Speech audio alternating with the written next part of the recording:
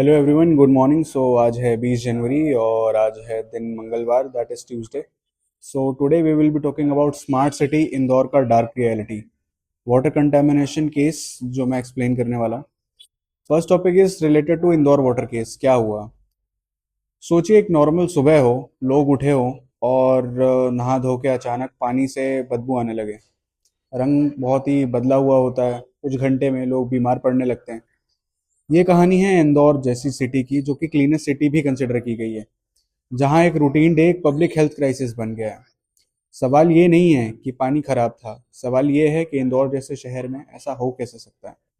Point number two is पानी pollute कैसे हुआ। प्राइमरी रीजन माने जा रहे हैं कि वाटर पाइपलाइन के पास सीवर या ड्रेनेज लाइन का लीकेज हो गया था, जिसके कारण ऐसा हुआ। जहाँ पे गंदा पानी फ्रेश पानी को, जो वाटर पाइपलाइन थी फ्रेश पानी की, उसमें मिक्स हो गया। पुरानी पाइपलाइंस, डैमेज जॉइंट्स और कहीं ना कहीं क्रॉस कनेक्शन होने की पॉसिबिलिटी कंटेमिनेशन को बढ़ा दी। यहाँ पे सबसे बड़ी बात यह है रेगुलर मेंटेनेंस और इंस्पेक्शन का गैप। जहाँ छोटी सी लीकेज टाइम पर पकड़ी नहीं गई और धीरे धीरे एरिया का पानी कंटेमिनेट हो गया और धीरे धीरे और ज़्यादा जहरीला हो गया। जल जीवन मिशन वाटर सप्लाई सिस्टम को मैं एक्सप्लेन करूंगा। उसमें होता क्या है, जल जीवन मिशन का मेन ऑब्जेक्टिव है हर घर को सेव करना, क्लीन वाटर पहुंचाना, रेगुलर पानी पहुंचाना। लेकिन ग्राउंड रियलिटी में प्लानिंग और एग्जीक्यूशन के बीच बहुत बड़ा गैप दिखाई देता है। इंदौर जैसे शहर में भी क्वालिटी मॉनिटरिंग का सिस्टम स्ट्रांग होना चाहिए था, पर लगता है टेस्टिंग सिर्फ फाइल्स तक ही लिमिटेड रह गई। जब तक कंटेमिनेशन सामने नहीं आए, तब तक सिस्टम को पता ही नहीं चल पाया कि प्रॉब्लम क्या है। सब ठीक है, ओवरऑल सब चीज़ें चलती ऐसे ही रही। पाइपलाइन कब बनी, इसका सिस्टम क्या होता है, इसके बारे में समझते हैं। कई जगह पाइपलाइन सालों पहले बनी थी। ये फेज्ड मैनर में प्रोजेक्ट कंप्लीट हुआ था, जहां टेंडर लोएस्ट बिडर को दिया गया था। यहाँ पर क्वालिटी वर्सेस कॉस्ट का पुराना डिबेट आता है। क्या सस्ता कॉन्ट्रैक्टर चुना गया था? क्या चीज़ें, काम जो हुआ था वो सही नहीं हुआ था? क्या मटेरियल और जॉइंट्स की क्वालिटी कॉम्प्रोमाइज हुई? और सबसे इंपॉर्टेंट सवाल है, क्या थर्ड पार्टी क्वालिटी ऑडिट भी किया गया था या नहीं? एंड है तो where are the papers? Later on बात करेंगे ऑफिसर्स की, डिपार्टमेंट की रिस्पॉन्सिबिलिटी की। Municipal corporation, water supply department और इंजीनियरिंग या हेल्थ डिपार्टमेंट हो, सबकी शेयर्ड रिस्पॉन्सिबिलिटी बनती है और पब्लिक की भी बनती है। इसमें वार्निंग साइन जैसे प्रेशर ड्रॉप, लीकेज कंप्लेंट्स या पास्ट इंसिडेंट्स को अगर सीरियसली लिया जाता तो शायद सिचुएशन इतनी बिगड़ती नहीं। और अचानक ये पहले दिन से नहीं हो रहा था, काफ़ी टाइम से ऐसा हो रहा होगा। सिस्टम तब फेल होता है जब हर डिपार्टमेंट ये सोचता है कि उसकी रिस्पॉन्सिबिलिटी ये नहीं है। गवर्नमेंट ने इसके बाद एक्शन भी लिया। क्राइसिस के बाद इमरजेंसी रिस्पांस दिखाया गया, वाटर सप्लाई बंद की गई, टैंकर से पानी सप्लाई किया गया और इन्वेस्टिगेशन कमेटी बनाई गई। कुछ ऑफिसर्स को नोटिस भी दिया गया, कुछ के ट्रांसफर्स हुए और कुछ के ट्रांसफर्स की बातें भी सामने आई। लेकिन पब्लिक का सवाल यह है कि ये सिर्फ जो कमेटी है या सस्पेंशन है, इससे फ्यूचर सेफ हो जाएगा?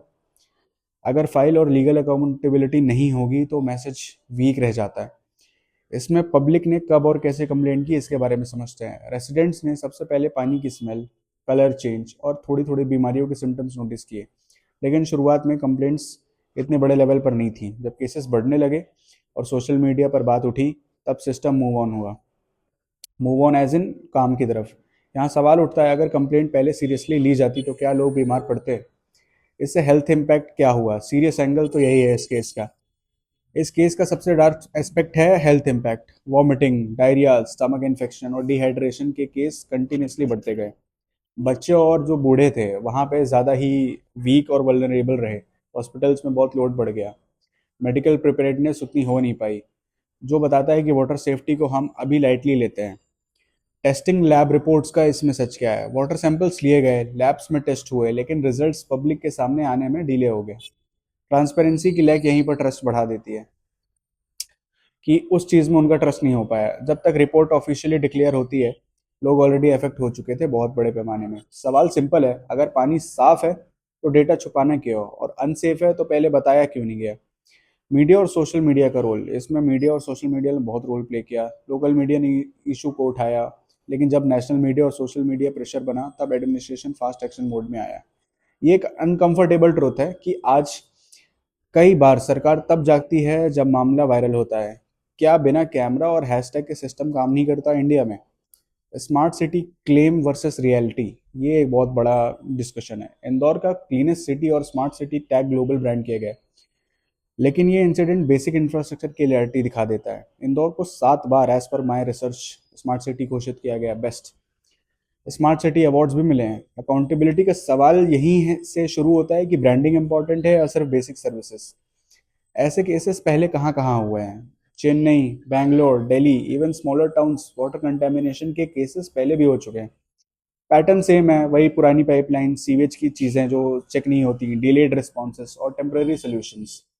इसलिए ये सिर्फ इंदौर की प्रॉब्लम नहीं है, बल्कि पूरे अर्बन इंडिया का बहुत ही ब्रॉडर लेवल पे सोचने वाली चीज़ है।